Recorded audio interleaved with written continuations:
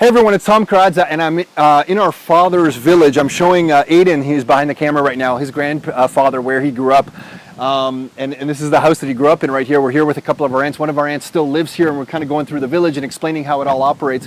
Something I want to talk about, and it's something that I think is really important, is the value of hard assets. And I'm going to try and boil down the monetary system as we see it into this short little rockstar minute. So here's how it works. In the last 50 or 60 years, the US dollar was like the king dollar, was the strong kind of dollar, the currency that everybody wanted. But because that system started to break apart, first in 1971 when they had to pull the gold backing off it, and then there was the big financial crisis of 2008, kind of cracks are forming in this system.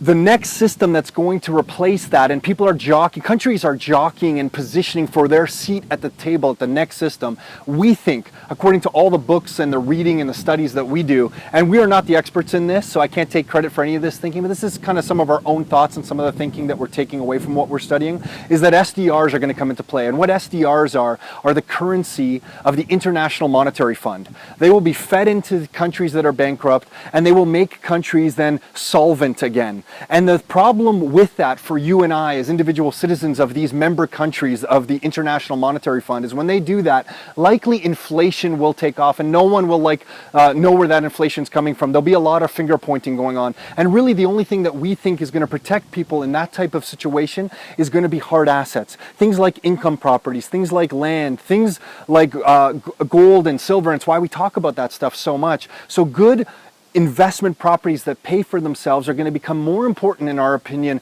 not less important. The only way to protect your wealth and store your wealth over the next 10, 15, 20, 25 years, in our humble opinion, is going to be in hard assets. People who don't have their money in hard assets, like the Greeks recently who were trying to buy washing machines with their currency to put it in hard assets, you don't want to be in a position like that where you're buying something like that. I think something just got me there pretty good. You want to take action now.